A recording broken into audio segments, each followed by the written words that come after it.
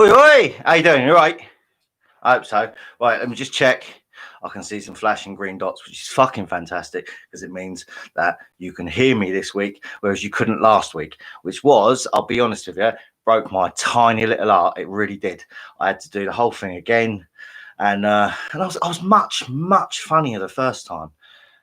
Charming, in fact.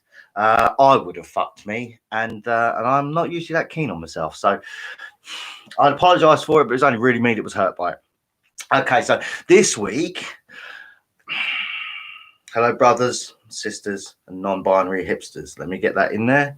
I'd hate to not have a catchphrase because, you know, it gives us something to hang our fucking aspirations on, doesn't it? If somebody else is reliable every week by doing the similar sorts of things. So I'm going to be talking about dependence this week. As you know or don't know, but I continue to tell people that I don't plan anything. There's no point. I'm not fucking right in the head. There's no point in planning anything. I do this all off the cuff. I do this like very much sort of, you know, make up what I'm going to be talking about during the course of the day, or pick a subject and then just fucking go with it and see what happens. For me, that's where Gonzo's at, as I consider myself a Gonzo journalist in the way that this is a form of journalism. So this is where we're at with things. Deal with it. Saying that, I did when I first sort of took on this idea, write down a couple of ideas for themes that I would cover over the next. I haven't done 6 weeks, to be fair, and I've only actually done about 3 of those. The next one on that list I had intended to be dependency. Now, as somebody with a history of abuse, drug and alcohol abuse, or substance misuse, dependency is quite the thing for me. And in that, I was a little bit nervous about that. Well, not necessarily nervous, but I wasn't in the best place to do it. I thought I would have maybe triggered a relapse, perhaps. No, it wouldn't have triggered a relapse, but I didn't want to necessarily share the things with myself about where I was at with things. Yeah, I give a fuck about who else knows. It's not their demons to fight. It's my own, and that was kind of where I was at with it. So I didn't really want to talk about dependence in the subsequent weeks. Now, as it happened, the whole idea of codependence has come up a few times recently, one of which was last night, and I just think, actually, you know, the cosmos is telling me, you know, the planets are aligning to kick my ass in a certain direction, and that direction is to deal with my own issues around codependency. So what we'll talk about dependency, and I'll move on to codependency as and when I fucking feel like it. So had this been a conversation, I'd ask what everyone's sort of views on dependency was. It's not a conversation. It is me talking to myself with the intention of somebody listening at some point. If not, it's out there as a document of my continued struggle with my own personality, which one day people might look back on and go, perhaps he needed that help after all, you know? Perhaps it was always on the cards that he wasn't fucking right. Or, yeah, it was all right. It was a funny cunt. Yeah, didn't mean to work that one. Whatever it is, it's there as that, and this is part of where that is. So dependency. God, I'd ask you what you thought of it. You're not here to ask about that, so I'll have to kind of come up with what I think would be your response, and then ignore it because it's not about your response; it's about mine. And my answer to dependency would be, it's slightly different from addiction. I think addiction is clearly an illness that people like myself, and certainly other people that I've been in the fellowship, been in the rooms with, have suffered from and will continue to experience for their entire lives. It's that sort of illness. So dependency is a little bit different from that. I think a lot of people at some point or another experience dependency in their lives. And the way that I'd sort of put that across to people is when you are using a crutch for something. So a lot of people, it's alcohol. It's readily available. It's socially acceptable. More than socially acceptable, there's actually some amount of cultural pressure to have a drink with one another. It's what we do when we're being sociable. It's what we do when we celebrate something. It's an end of itself, and as such, it needs to be sort of lauded within our culture that we are part of that. So so it stands to odds that people are going to end up being sort of dependent on an alcohol high, because it does what it says on the tin. It lowers your inhibitions. It gives you that false confidence, and it makes things seem a little bit more fun and dreamy, a little bit more removed from the hustle and bustle and stresses of everyday life if we have a drink. So that, I suppose, and the difference there between somebody that's dependent and somebody that's addicted is that the addicts will probably most likely be dependent on that as soon as they're waking. The only time they're sort of free from their substance would be in their sleep, and even then, if you're like me, you fucking dream about it. Whereas dependent would be someone that relies on that crutch at some point. And quite often it's of an evening when people sort of down tools for the day. When I was teaching, I know a lot of old soaks in teaching. A lot of people that were, because it's middle class, a lot of people they'd go home and the first sound they'd make is that fucking cork popping. I was never that wine drinker. I was the wine drinker that was alcohol in relation to price, and that usually came with a screw cap. I'll be honest. They hear the cork pop, and they've downed a couple of bottles before they've really sort of processed what the day had done to them, and they become dependent on that substance to help them to relax enough to be able to deal with the things that they perhaps maybe should have had the tools to deal with without that crutch. So alcohol's a real sort of dependent thing in society. We get that as, the wine is very, I say, middle class, and I don't know, perhaps just in the dissolution of our middle classes. I don't know. I own more than 2 books, so argument says that I'm middle class. Am I fuck? I refuse to be any part of anything like that. I'm far too lacking in the social normities to be considered anything other than a fucking upstart and less than working class. To be working class, I suppose you've got to hold down a job as well, which is not, I'm about as good at holding down a job as I am holding down relationships. And we will move on to that in time. So yeah, the middle class very much, having a wine, and I suppose gin has become the new bottle of Merlot, and a lot of people are sort of having a gin or 5 after work, and you also get it, I suppose, much more sort of younger people that are still into the going out thing, which I haven't done it in so. I was walking down the local city centre last night, and it was fucking mental. I'd forgotten what it was like to get dressed up nice to go out like people do. Males, females, people of other orientations, just that sort of presentation with leaving the house. I kind of forgot that, as long as my knob's tucked away and I've got shoes on so I can drive, I'm pretty much good to go. So that was quite a shock to the system. I obviously need to get out more. But there's a dependency thing there. There's a way of behaving and a substance misuse or use. The difference between addiction and dependency is one is using and one is abusing, or one is misusing. So these guys, they're dependent on that social life thing. It's more than just something that we do as a part of our lives, but it's something that we have to be able to gain any worth out of the experience that we've got, which is our human experience. And that's more than just doing something for the sake of doing something because it's enjoyable, doing something because it's a way of filling our time. It's a way of finding meaning. It's a way of us expressing who we are in life. It's a way of compensating for the parts of our lives that we don't enjoy quite so much. And then we use that crutch to return to that crutch quite a bit. So drinking is one that, you can see a lot. And I think a lot of the weekend drinking or binge drinking, which always used to just be called drinking, is where people find that they depend on that, they rely on that to help them to get through the week. The reason for turning up at a job 9 o'clock, staying till 5, and 5 days a week is because it's heading toward something, and that something is the weekend. Something is the the few fucking pints or the few glasses of wine, whatever it is, on a Friday night.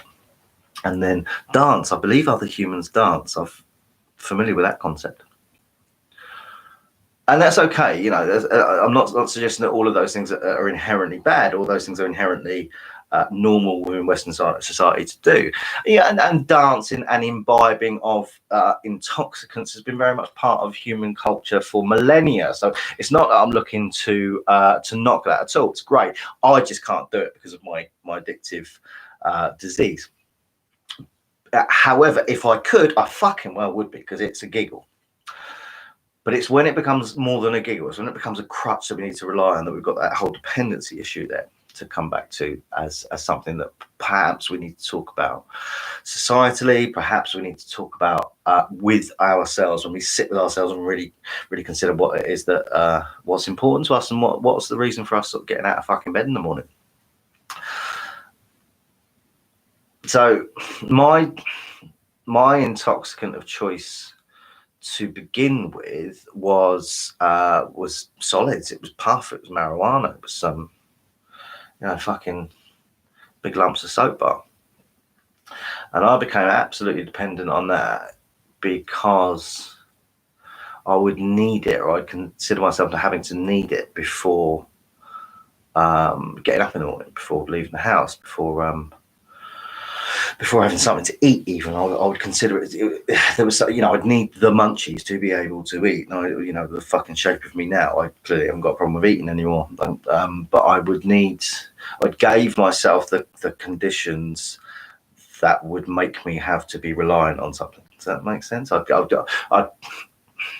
create a scenario where there was a substance that I had to depend on so as I could achieve my goals in that scenario. And that would be, meeting people the first time. Fucking got to do a bucket.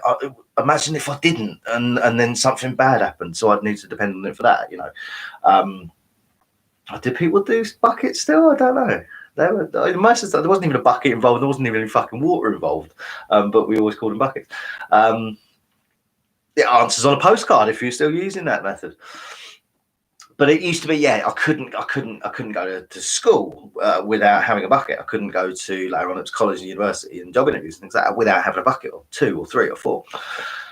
So I created this sense of that I was dependent on that buzz to be able to do the things that I needed to do. And I think this is where we're struggling in certain areas of society. Not just sort of drug use. Not to say that, the puff was never really. It was an issue because I was so addicted to it. It was an issue because I couldn't do anything without it. I become so dependent on it as something which fueled a certain set of emotions in me, a certain set of feelings that helped me to control. I believe it helped me to control things. That I was absolutely dependent on that. So it was an issue in and of itself in that sense. But as far as the substance goes, it's relatively fucking harmless, to be fair. It does cause an amount of psychosis in some people. It can trigger serious mental health problems that probably were there underneath the surface, but it brings those to the fore. But as a substance in and of itself, I would say it's not necessarily too fucking harmful. I've never been one to really I think that the whole gateway drug stuff is a really, really problematic thing. I think the criminalization of any substance makes it therefore a gateway. I was offered a fucking gun once. I'm like, nah, man, it's lovely and everything. Cheers for that. I doubt the guy's ever gonna ever watch this, but he knows who he is. He's a funny cunt. I gotta get rid of it. I've just been shooting it in the fucking park down the road. Well, I want it even less now. But honestly, thank you very much. It's a very kind offer. I'll just take the ounce and I'll fuck off, and I'll see you if you're not arrested next week, if that's okay. So it was, for me, the gateway scenario is one that I was, because of my choices with marijuana, I was then put into a situation where I was criminalized. I was having to hang around with other people that were criminals in order to access that. Whereas you wouldn't necessarily do that with alcohol. And alcohol very rarely gets called a gateway substance, even though, certainly quite a lot of times I was so hammered that it became a gateway, because I would need to I'd need to drop a load of Billy, or I'd need to do a couple of lines of Charlie, and so I can continue to drink.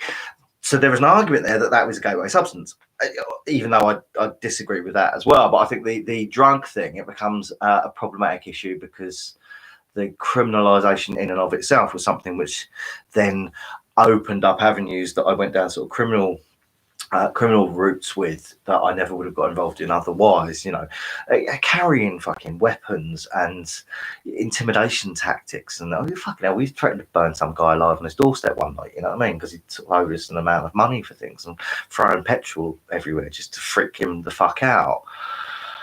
Knowing full well there was kids in the house, knowing full well his wife was in the house. It was just intimidation, but that's still not the fucking point. And all of that was going down that route of criminalisation because I wanted a substance that was essentially, it was a hippie substance. It was a substance that I would use so I could connect with my spiritual self, so I could connect with my creative self, you know, and turning out fucking tooled up and threatening to kill someone's family is not creative, it's not spiritual, it's not, you know what I mean? So it was the criminalisation of it that led it down that route that was gateway. But there's still the dependence there. Okay, so it was a substance which does come with its own set of issues. There's no two ways about that, because of the criminalisation of it, because of my dependence on it. Other substances I became much more dependent on after a while. There was coke is one that I think a lot of people have that sort of same struggle with, because it gives you that inflated sense of self-esteem, much the same way alcohol does. In the past 5 years, it's become much cheaper as well. They called it pub grub after a while, because it was just like, you know, it was pub. And you'd pay almost fucking double what we ever paid for stuff of a higher quality, which gave you a proper coke buzz. But this shit just helps you to drink a little bit.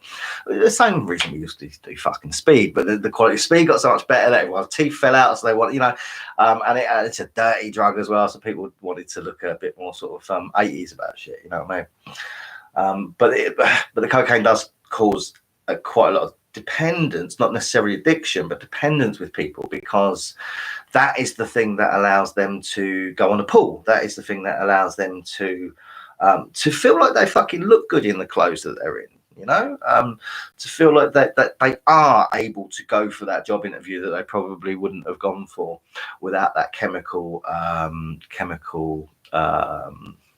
confidence. So that's another one which has a lot of dependence issues around it. It's very, very easy to become dependent on that substance because of the relationship it has with the inflated sense of self-esteem and the confidence it gives you, and then your ability to do other things that you couldn't feel yourself able to do without that substance. And there's that whole dependence thing that goes on there. So yeah, substances are some of the things that we tend to depend on quite a bit. I think I'm going to say the word dependence quite a fucking bit. I've noticed that already. You know, becoming reliant on a particular word to get me through. Is no way we do that, isn't it? You know, we become reliant on things that we know have a certain result. We become overly dependent on things that we know will allow us to achieve the things that we need to achieve. So we've gone through that with a sort of drug and alcohol thing, the substances, but we will then rely on certain mannerisms, certain ways of speaking that we know will get us through things. So we can depend upon our sense of humor to get us through scrapes. Which is fine. We will do that, and it's very much about use and what is about levels of using something and employing something that makes it absolutely fine. That's what we do with humans. But then that next level, which means if I can't fucking depend on that thing, that set of performance values, if I can't depend on those, then I'm not able to achieve something, and that's where it becomes an issue for people. Us as individuals and us as society as well, if we're sort of stuck on those things. Other people, when we become overly reliant on other people, it can be a real issue. And we'll talk about this with codependency in a minute, because that's another thing that I'm realizing that I struggle with quite a bit. I become really reliant on other people, and I think you can quite often see this with people that, you know, they don't fly the nest as quickly as possible. They become overly dependent on the security that their parents offer them. So, you know, you end up being a 40-year-old man living in the basement, you know, fucking trolling people. Or not, you know, you get nice people that do it as well, but they're just overly fucking reliant on, they cannot cut those apron strings, all those sorts of analogies, move the fuck on and do their own thing because of this this set of supports that are there that they have convinced themselves they can't do without. They couldn't move into the world without those things that are there as a crutch to aid them. So parents is something that we become very, very dependent on. And there, yeah, so there's an interesting issue there. It's about codependency rather than just outright. I need to fall back, or I need to rely on that. And this is it. You know, it's not a bad thing. Being able to depend on someone, to rely on someone, it's not a bad thing. It's you know, it's great if I know if things really go shit for me now, there are people that I could call on that would have my back, that would say the right things, that would lend me money, would fucking feed me, would, I don't know, come pick me up when I fuck the car up, all those sorts of things. I know that I can fall back on some of these people. So it's not like depending on somebody is a bad thing, but it can become very disabling to you as a person if that's the only thing that you can do. If you think, well, I can't do this without that something to fall back on, that's when it becomes a bit of a fucking issue, and it's worth having a conversation about, both with everyone who would be in that situation, but in having a conversation with yourself as well. You know, I'm not sure that we enough look inward at ourselves and what it is that is working or is not working, and what we can do the fuck about that to make that different. That's certainly something that I've had to address through the 12-step program, and I know a lot of people have done that, and they've become people that are potentially much fuller human beings, certainly than they were, but more fuller human beings than perhaps other people who don't have that reflective process. So relationships are another one that we can come to be over reliant on. I think and that is the codependent thing we should talk about in a second, because it is something I realised that I'm fucking awful. It is an issue that I've got that I need to unpack and work on.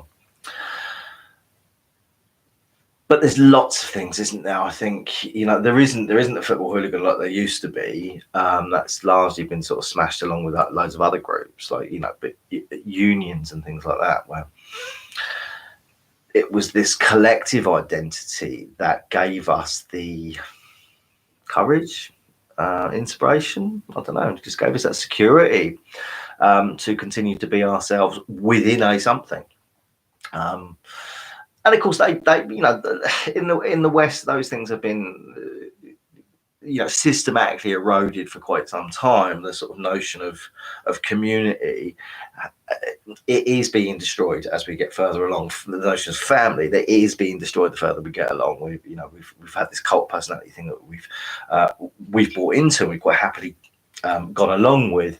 But there is a tinfoil hat shit if you want, but there is an agenda to divide and conquer. There is an agenda to make us feel like we are very, very sort of individual and competitive entities, that the only thing that we can rely on is the state to give us our health, our education, our information, our security. You know, we couldn't necessarily go about that on our own. And I think that's something that we do in the West. We certainly need to start looking at, because their values, I don't think, are necessarily inherently human. I think we're much more social beings than that. So yeah, there's another one, dependence on the state. There's another one. I think that's certainly, like I say, there's certainly an agenda that's been pushed for in terms of depending on the state, and I think there's the way that we've allowed ourselves to let that happen, and we've wanted to acquiesce an amount of our responsibility, to defer that responsibility onto a larger system because then it takes some of that shit away that we've got to do, being independent takes a lot of courage. Being independent takes a lot of work, so there's an illusion of us being independent because we can buy our own shit, we can look like we want to look, and we can create our own futures and realities, although they are just sort of illusory myths. We sort of buy into a load of that bullshit, and any of the things that would make us truly independent, like resilience, like abilities to make our own decisions, like abilities to seek out the things that we needed to necessarily learn and develop and skill up or educate ourselves on, that we've deferred all that over to a state that dictates and determines what those things are for us, and we essentially just get up, shit, go to work, eat, go to bed, and occasionally fuck. And that is on occasion as well. It's been a fucking while. But I digress. So there's a lot of situations in our society where we're encouraged to become dependent on other people. We're encouraged to become dependent on events and situations like going out to give us our sense of meaning, and we're not necessarily independently searching for those senses of meaning in our own experience of being humans. And as I say, some of that's perfectly fine, perfectly natural. It's okay to rely on things. It's okay to say, well, that person that I'm really into, I can go to them for something that I need, and that's cool. That's okay. It's not me outwardly fucking dismissing all of that shit. It's not. But it's certainly a problem that's worth addressing when it's doing us damage. Like, for example, the reason for not wanting to do this, because I talk about my own dependency, on things, feelings, the feelings that are created by substances. They fucked up a great portion of my life, half my fucking life, What was I, 30, 35, 36 before I started doing going into recovery. Was high. I was high every fucking day from 15 to 14. So that's like half my life gone to becoming chemically dependent on substances to do any fucking thing, And I created situations where I wouldn't have had relationships, I wouldn't have had friendships, I wouldn't have had jobs, I wouldn't have had my creative experiences, I wouldn't have had I just wouldn't have had the things in my life unless I had that, because I created that dependent relationship with those substances. I just wouldn't have done them had it not have been for that. And I can never say what would have happened had my life not gone down that route of addiction, because it has, and that's just how it is. But I know a lot of the situations that I went into because I had that chemical confidence to put myself into that. And I don't know, would I had so many kids? I ain't sure, So, like I say, dependence is cool. We can depend on things and people and everything, and that's okay. But when it becomes too much, when it becomes something that's determining our lives, determining our experience, then we need to ask ourselves those fucking questions like, what more can I do to make sure that I am the one choosing this, that I am the one making those decisions for myself, and it isn't a substance, it isn't a person, it isn't a situation, it isn't a state, it isn't a system that is making those things possible or indeed enjoyable. So to codependence, I'll move on to codependence, because it is slightly different. So it is. I didn't want to do. I didn't want the subject because it's about fucking touching on some things I don't particularly want to touch on, because it means I've got to work on them. Because all of us just want to think that they're fucking perfect, and with the finished article, we don't need to do any like extra fucking extra effort to make ourselves better people. But I'd certainly fucking do, and a lot of that I think I'm masked from other people, because I don't. None of us particularly like criticism. Might work quite well with a bit of feedback, but none of us particularly want to be told what fucking Herberts we are all the time, So codependence is in a nutshell, and of course this is my my hot take on how to understand that particular. It's a psychological framework. Codependence is a psychological framework. It's to say this is how a person behaves, and this is how the system works for inside their mechanisms that make them able to go through life. So this is my sort of take on it. As I've mentioned before, I'm not a doctor. I'm not an expert. If you're particularly interested, if you're particularly worried, go and find an expert. I'm not. It ain't going to stop me having an opinion on things, and it ain't going to stop me thinking that I fucking know it all, because I've got a big fucking ego like that, so I'm pretty sure that I do know everything. But it's about how we put ourselves in a position where somebody is dependent on us. So again, parents is a big thing. So quite often I will introduce myself as a lone parent, or as a single dad. Now, one of the tricks of parenting is to create a child that turns into an adult that has a set of principles they can go through the world in, that's not going to cause them too much aggro, and allow them to be successful. It gives them resilience so they can deal with knockbacks and failures, and that not be something catastrophic for them. And you breed a level of ongoing independence in the young adult you're creating. That's the fucking trick of parenthood. And if any of them end up in prison, I'll let you know how well I got on with that, you know.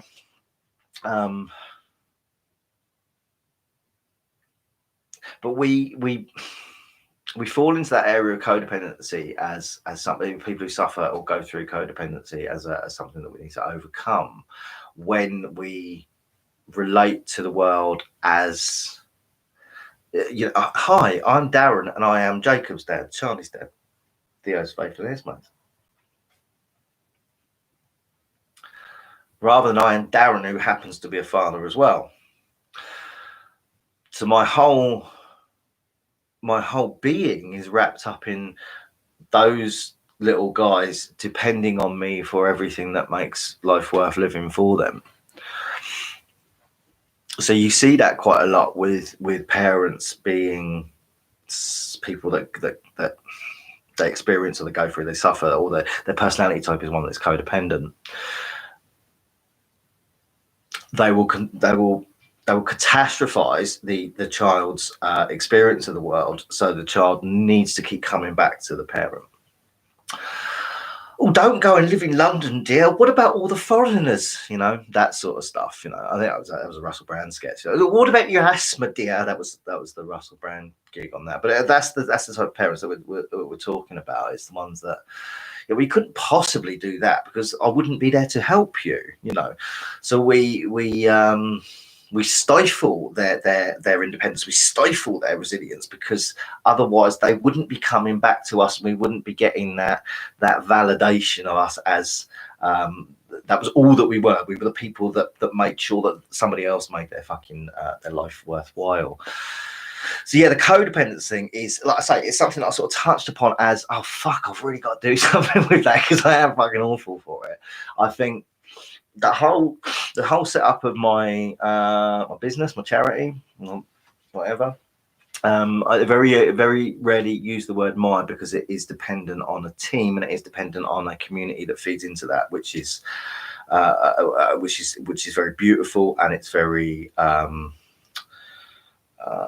interconnected. It's about that interplay with everyone that's involved in there, and without that, it wouldn't happen. However, for the benefit of the tape, Your Honour, I will say that it's my company, my business, because it's a way that I identify myself in the world. So, here's Darren, he's the dad. Here's Darren, he's the food bank guy. Okay, so if I don't keep myself in check, then the codependent part of me goes through life with, well, how could my area possibly survive without me giving food to the most vulnerable?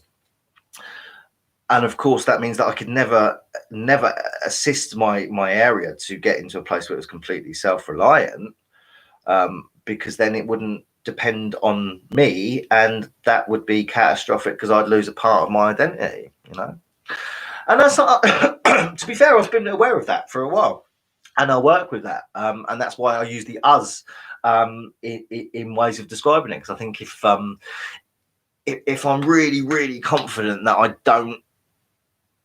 don't go about me, I don't go about making out that I am the hero that people have to rely on, then it's healthy for me and it's healthy for everyone else. It enables other people. So I think that's an area of my life that I've dealt with well in terms of the codependency. Now, my my issue, right? My fucking hell, the bit that I probably nearly need some work in is how I go about relationships. Not necessarily my friendships. Friendships, I think I let people have quite free reign on who they are, and allow them to come to me with that, and just, not necessarily expect, but I enjoy the fact that my close friends just allow me to be me, and sometimes enjoy that sort of chaos, and sometimes going like, yeah, I'm busy today, Dad. I'll see you in a couple of days. And so, but there's that much more free relationship I have with my friends, that really close friends, that allow for that sort of shit to go on.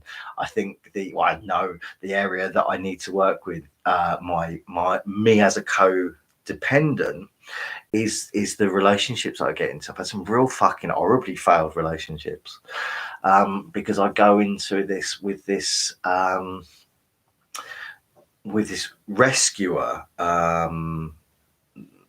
mentality. And there's a triad. There's a rescuer, sort of damsel in distress, if you like, and perpetrator. I can't think of what the titles are in this triad, that we all sort of fall into those areas where we create a load of chaos. We come in offering to fix a load of chaos, or we are the ones that are the martyrs and the sufferers of all that chaos. So there's that sort of triad there.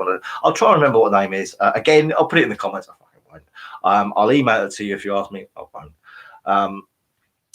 But that's an interesting place. So years ago, I realised that I was the rescuer. Now, have I done anything about that? No, I haven't, because I enjoy being the codependent person I am. I enjoy people having to rely on me to validate my own fucking ego. So some of these relationships that I've gone into them because of my oldest son's biological mother. I knew what a chaotic cunt that was when I started fucking it. I knew.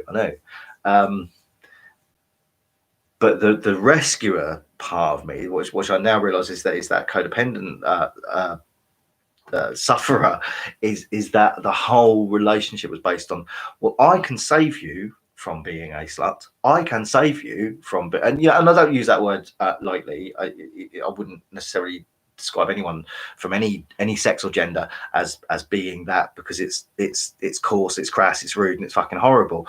But she was, she was, had more pricks in her than a pincushion. You know what I mean? But of course, I went into that with, well, I can rescue you from this, because there's got to be some terrible reason why you're like that. And if only you had the right person to come along, and I'll be that knight in shining armor, and I'll fix all this. And what's that? You've got alcohol and drug dependency issues as well. Well, let me save that. So what you do as a codependent motherfucker is that you facilitate somebody else's suffering, so you can be there as the one that they have to rely on. Which of course means that they're never going to get fixed, because if they're fixed, they won't rely on you anymore, and then that's your whole fucking worldview down, because you're not resilient and independent enough to have your own identity, which is worth a fucking thing. That's why your whole life is reliant on somebody having to be dependent on you, because you are the fucking savior. And the minute that they're saved, you are no longer going to be the savior. So you can't do that. So you've got to scupper all that, which is why it's such a fucking filthy place to be, and why I've got to work on it, because it's not right. So what, I was aware of that, and I've sort of done some work on that in the past, but I do revisit those things. I am somebody that's you're passionate, and I love other people's ideas, and I love other people's mannerisms and their accents and their views and their stances on things. I do, and I'll fall in love every 20 minutes. I will. So I am a bit of a nightmare for that, but in a lovely way. I think people are fucking great, and when I grow up, I hope to be a people. So I enjoy watching others just be themselves. That's wonderful. But I have got a tendency to fall in love every 20 minutes. And I notice that what I do is is I constantly need to. I'll go in there and I'll find a weakness. I mean, this sounds really fucking predatory, and it's not necessarily quite as bad as this, but in terms of what I need to work on, it fucking is. I will find an area or a weakness that I can show an empathy for, but it's not an empathy with this illness. It's a sympathy, you know, because you're not hoping for that person to overcome that. You're hoping for that person to depend on you to make things better. And like I said, you're not going to fucking fix anything because you want them to keep coming back to you, you know. So there's this constant need for validation. Do you still need me? You haven't responded to my text. I was worried that something was going to be really fucking awful. So you must respond to my text to make me feel like I'm the person that's saving you in the terrible experience that you must be in. You know, so you constantly facilitating this experience of their lives, which is one that is absolutely reliant on you for them to be able to be successful. But the issue with that is that if they are ever successful, if they are ever independent and resilient, then they no longer need you. So you're not going to allow for that shit to happen. So it's a real nasty place to find yourself. And I think a lot of people from the rooms, they find from substance abuse and misuses, they find themselves, once they come clean, in relationships with somebody that's codependent, and they call it codependent abuse. And as with narcissism, I'm always sort of on the fence as to how culpable any of us are for that. I mean, once you know, you got to do something about it, then you got the fucking responsibility. But I'm not sure how aware of people of our behavior we tend to be in society. So I'm not sure how much responsibility we can all take as individuals. We need to collectively take that and then work on that shit ourselves. Like, oh, we'll have to go away and work on this. So a lot of people find themselves in codependent relationships because they've had somebody that's facilitated their suffering. You know, you can continue to be a drug addict because I will be there to fix your drug addiction. And of course you fucking can't. Somebody's got to fix that shit for themselves. And if they ever do, that's awful, because they're never going to be reliant on you, never going to be dependent on you again. So a lot of people do find themselves in relationships where the person that they're with, the person they're around that's cared for them, could be a friend, a significant other, a parent, even people that they work with, are facilitating their suffering because in that person, it gives them a sense of being. It's a sense of meaning in their lives to have somebody depending on them. And it really comes back to just having an ultimate fucking weakness in yourself, that you cannot be a good person or a meaningful person in and of yourself. You need somebody to come back to you and rely on you and depend on you to make that happen. The real horror of that is that you're making these catastrophes something that the other person's got to continue to experience so you can fulfill that role. And that's shit. So when you realize you are that person, when you realize you go, don't worry, I will rescue you, I will save everything that you're going through, to a period that where you feel like you're saved all in of yourself, and then I will create another catastrophe so you'll keep coming back to me. When you realize you're that person, it sucks. It really is shit, you know. To know that you've got those traits in yourself is really quite fucking horrid, you know. However, the caveat of that is that once we are aware of our problems, we can then start to build a better version of us. We can then start to unpick perhaps where that came from, see the signs, and look for routes, look for roadmaps away from that type of person, because of course that's not the type of person you want to be. And if you really, really care for someone, you don't want them to feel as though they have to only have you in their lives, or it's not going to be successful or meaningful. You want them to have that on their own. You know, if you're really sort of attracted to someone's personality, then it's because of their personality. It's because of them as individual human experiences and expressions of life. You go, wow, that's really fucking cool. I want to be around that a little bit more. But the minute we say I want to be around that, providing that it needs me, then we've gone into a relationship which is really sort of there's undercurrent there of real fucking sinister and broken and horrid. You know, we should be celebrating one another, not making each other dependent on one another. So yeah, I'll leave it there, solely because I'm sick to death of how much I've used the word dependent. And in wrapping up, I know that I'm going to use it another 4 or 5 times. And that's really going to bug the fuck out of me. So I'll leave you with those thoughts. I'll leave you with the idea that I have recognised something in myself, which is really not just something I need to work on, but something really fucking horrid as well, you know. And of course, that's going to put off any people that I've been. You know, talk. There isn't people. There's a person, if I'm being quite honest, talking to that. Is they're going to think, well, this guy's a bit of a cunt, isn't he? I told him these things which make me a little bit vulnerable. Now he's trying to control those. I'm not. I'm working on that shit, you know. But it's there is a sense that is something that has been a flaw in me for quite some years, and something that I need to work on if I'm ever going to really be able to celebrate anybody else for the person that they are. And not the person that they need me to be for them to be that. So yeah, there you go. So if you see that in me, pull me up on it. If you see that in me, have that conversation with me, you know. And if you see it in yourself, firstly have that conversation with yourself. But if you see it in yourself, have that conversation with me too, you know. Quite often we work out what we're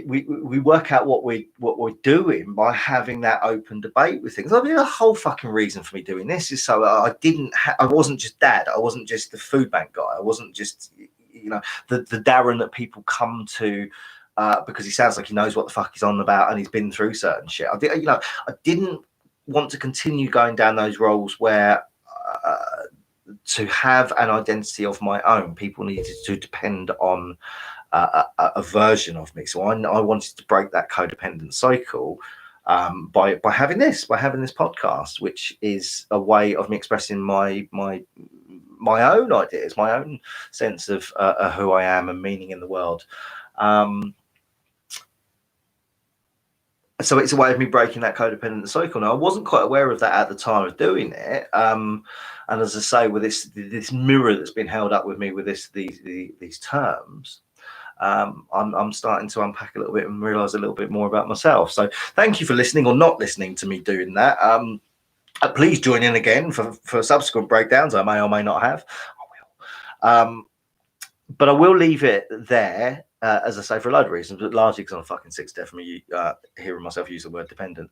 And look, have a fucking wonderful rest of your day. It's a Monday, so that's always going to be difficult to do.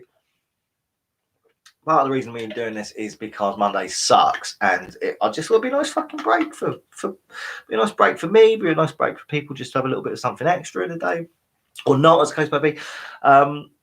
So that, you know, I just want to be cool to do it on a Monday, but Monday do suck. So have a good rest of your Monday.